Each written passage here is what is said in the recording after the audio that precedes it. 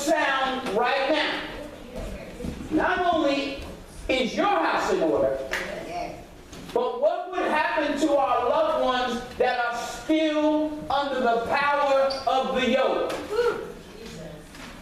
Right now, if the trumpet should sound, our loved ones would be stuck. Hallelujah. And what's happening, the Spirit of God is saying that we are too relaxed. And the theme for today is the remnant will return. Hallelujah. And I want to let you know, if this is your first time here in Shiloh, we're going to buckle up, because at the end of this service, we're going to go into some serious warfare. At the end of the service, God is going to proclaim a fast for those of us in the house. We're just not going to leave here hearing the word. We're going to leave here and be doers of the word. Amen. And we're going to stay connected, because it's time for the devil to loose the people in our lives. Family members, children, cousins, uncles, parents, grandkids. It's time for the enemy to let go. But if my people will call by my name, would humble themselves to pray, turn from their wicked ways, we are the ones that are going to make that proclamation this morning. Hallelujah. How many of you know someone right now that is under a chokehold? Right now. Right now. Lift up your hand. Let me see your hand. You know somebody right now that is yoked. Oh, Jesus. Amen. Back in the day, I want to tell you this story real quick. We used to wrestle a lot, and I remember this kid challenged me in a wrestling match. Not a fight, it's a wrestling match. I was in the 8th grade. And, you know, lunchtime, we scheduled it for lunchtime, and everybody was on the playground. And one thing about wrestling, once you got your opponent, right, in a headlock, it was over. Sure enough, all the fellows were around, and me and this fellow, we start wrestling this and that. And I was determined, I was patient, because I knew I was setting him up. Because if I could get his neck, it was over. And sure enough, Brother Kenny, at the right time, I got him in a position, got him in a chokehold, and next thing you know, he was surrendering. That's a picture of our loved ones. That's a picture of some of us at one time. The devil got us in a chokehold, and we surrendered. That's what we're going to talk about this morning. Hallelujah. If Jesus came back right now, some of our loved ones would be in trouble. Matter of fact, there might be a few of us in the house that might be in trouble. Amen. Amen. We know the truth, and the truth has set us free. How is it that the body of Christ, we hear the word of God, and yet some of us still are recipients of the chokehold? God says deliverance time today. I believe anxiety is going to leave somebody today. I believe depression is going to leave somebody today. Amen. Not just those who are yoked outside the church, but some of us are still affected by the yokes of yesterday that are in the house. Oh, hallelujah. We bless his name. We bless his name. God gave me this word 2 weeks ago. And this past week, one of my loved ones still seeing some of the effect of the yoke. So this word is for me as well. I'm right alongside you. We get ready to go to war. We got 2 weeks. We're going to proclaim a fast. Amen. Amen. I'm going to tell it to you now. I'm going to tell it to you again. For the next 2 weeks. Because we're going to have a box up here at the end of this message. And some of y'all are going to write names down. But you don't put the name in the box if you're not going to partake in the fast. And you're going to deny something from that television. Hallelujah. That's what the Lord showed me, because that's where we take time to sit down. When we say we don't have time to read God's word, We don't have time to pray. We're lying to the Spirit of truth. Because we'll sit and watch a program, we'll sit and watch the news, we'll sit and watch, and in my case, a sporting event. So we need to be real. For me right now, I love First Take, Undisputed, those little sports talk shows. For the next 2 weeks, I'm going to fast those shows. And I'm going to get in my closet, and I'm going to go to war on behalf of loved ones who are under the power of the yoke. Amen. Amen. So we need to be real, because God is saying the remnant will return. They're coming back. Hallelujah. All right, now, I believe the scripture that we're going to read is in Isaiah chapter 10. Amen. And I will just read it. It should be up on the board. Is it up there? Yes. Amen. And we're going to start reading at verse 20. Amen. When you have it, say amen. And before we do that, I want to point something out. Sean, can you put that first photo of the map up there for me? Y'all see this map right here? All right. We know at one point in time, God had blessed the people of Israel, brought them out of bondage. Y'all remember those days when you were in bondage and I was in bondage? And he brought us out, picked us up, turned us around, cleaned us up, gave us a whole new start, cleared out our minds, gave us peace, and began to lead and guide us. Well, that's what he did for the nation of Israel. And everything he said he would do, he did. And everything God said he would do in your life and my life, he did. Hallelujah. Some of us are still mad at God, and God's been good to you.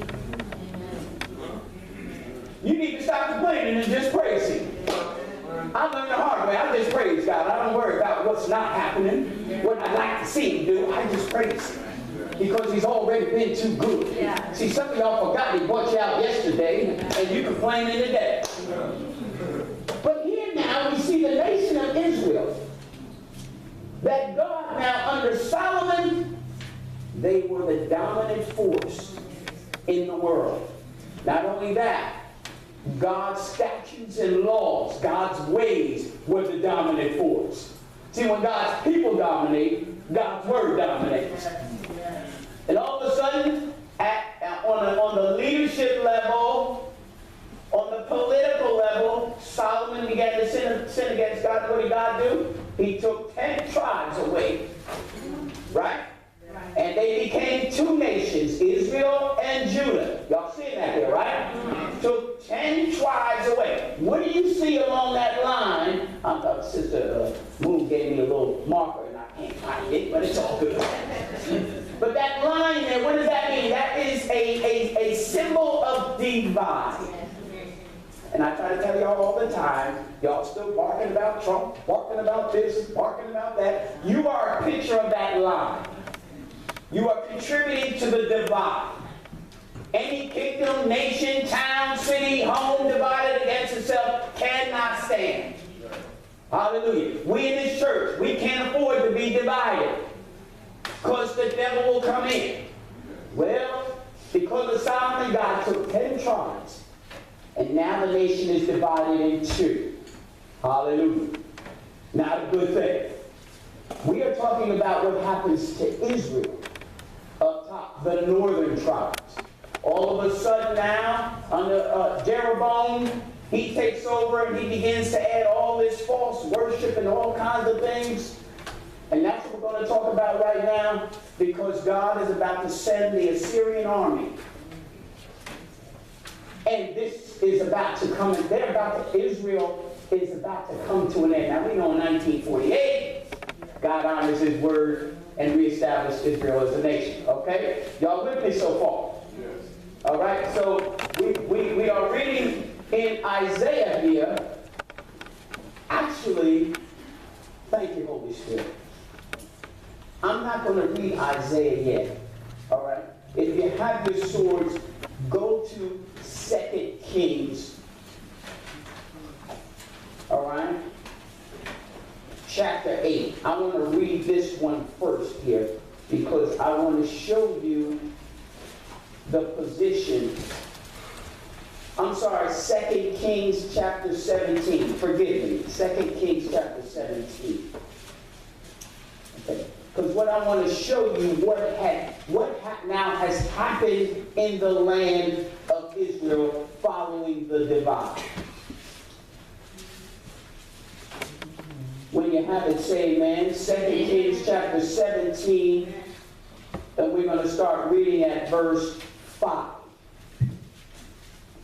It says, "Now the king of Assyria went throughout all the land and went up to Samaria and besieged it for 3 years.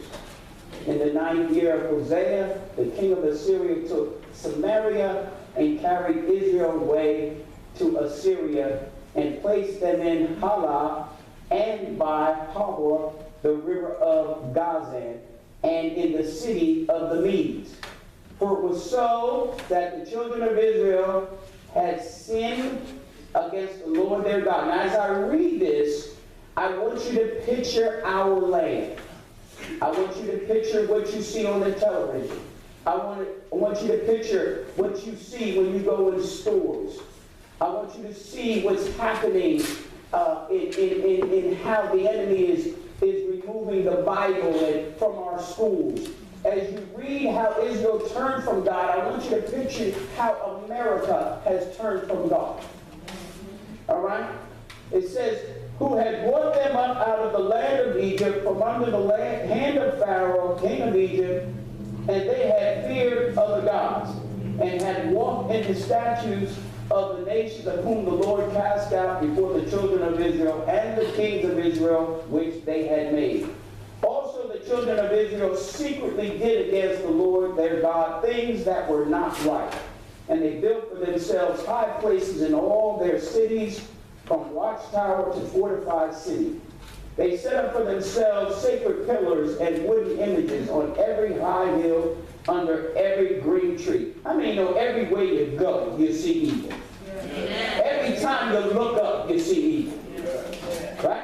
Y'all seeing this now, right? Yeah. They burn incense on all the high places. Look at God as calling out everything. Sometimes you think God doesn't see, but he does see. And we have to be careful of that, saints, because you're never getting away with nothing. I used to think I was getting away with stuff until God called me out. Especially now when you operate in presumptuous sin. That means when you're playing it out and you know you're getting ready to do evil. And I just for some reason thought I was getting away with something. Mike wasn't getting away with nothing. God sees it all and knows all. Hallelujah. All right? And let's pick up verse 12. "For they served idols, of which the Lord has said to them, you shall not do this thing.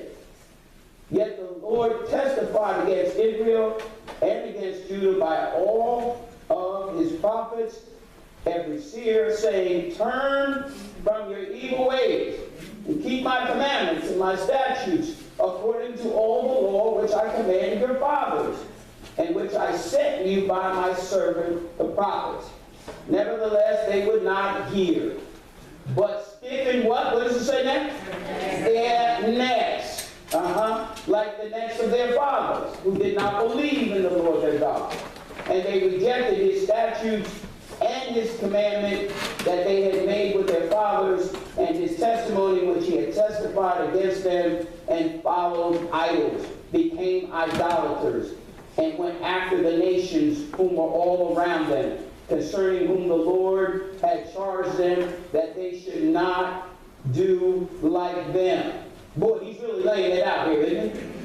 "So they left all the commandments of the Lord their God, made for themselves molten image, and 2 calves made of wooden image, and worshipped all the hosts of heaven, and served Baal. And then they caused their sons and daughters to pass through the fire, practice witchcraft, and soothsaying, and sold themselves to do evil in the sight of the Lord, to what? Provoke him to anger. Therefore the Lord was very angry with Israel, and removed them from his sight. There was none left but the tribe of Judah alone." Y'all hear what the Lord is saying here. All right? Now, jump, before we go to Isaiah 10, go to Isaiah chapter 8. Okay? Because now what we are going to do, we're going to hear words from the prophet. Because how many know if God said it, He's going to do it? Please understand, everything in this word cannot be turned void to God. It is happening right before our eyes. God's word is life and God's word is truth. Hallelujah. But I just want you to read something, what God said to the prophet Isaiah, and he wanted to be clear. He warned the people. Now watch this. Are you there in chapter 8? Yes. Let's start reading at verse 1. This is now the Lord talking to Isaiah. He says, moreover, the Lord said to me, take a large scroll and write on it with a men's pen concerning Maher-shalal Hashbaz. All right? Notice now he says, take a large scroll. What he's doing now is he is making a public proclamation. He wants this to be a large document so that everyone will see that God's word is true. Okay? So now the Assyrians haven't come, but Isaiah the prophet is making an enlargement compared to what he would normally write on scroll-wise. He's told to make it big, and because we want to publicize it. Hallelujah. And he says, I will take for myself faithful witnesses to record Uriah the priest, and then Zechariah. But anyhow, and then we look at verse 3. Then I went to the prophetess, and she conceived and bore a son, and the Lord said to me, call his name again, Maher-shalal Hashbaz. And before the child shall have knowledge or cry, my father and my mother, the riches of Damascus and the spoil of Samaria will be taken away before the king of Assyria. Powerful words here, because what he is telling the prophet, he's saying now, most theologians believe the word prophet is being applied to Isaiah's wife. What he is saying now to the prophet, before your son even reaches the age of where he understands mom and dad, the Assyrians are going to come in and take over. What I'm sharing with you now, can't be an easy time for the prophet.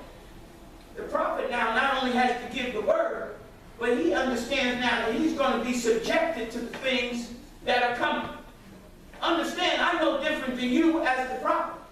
I still have situations like you. I still hurt like you. I still have family members that are lost like you. I still go through the same things you go through, even though I have to give you the word. But I'm here to declare right now, as for me and my house, we will serve the Lord. I'm here to proclaim to you that regardless, though he slay me, yet will I trust him. I wanted to share this because I wanted you to see the position of God boldly telling what was coming. God has boldly told us what is coming. And if some of us are hoping that things get better, they're going to get better in our homes. Because the remnant will return. But when we talk about our nation, things are not going to get better. Hallelujah. The scriptures tell us that. So this is the reason why I wanted to read chapter 8, verse 1. I wanted us to be clear that God was not playing. Yes. But when you look at the position of the prophet, that had to be some tough words for him to hear. I'm letting you know I'm no different than you. But I have to abide by what God said. I have to stand even though the enemy attacks my house just like he attacks yours. Hallelujah. I'm here to tell you right now,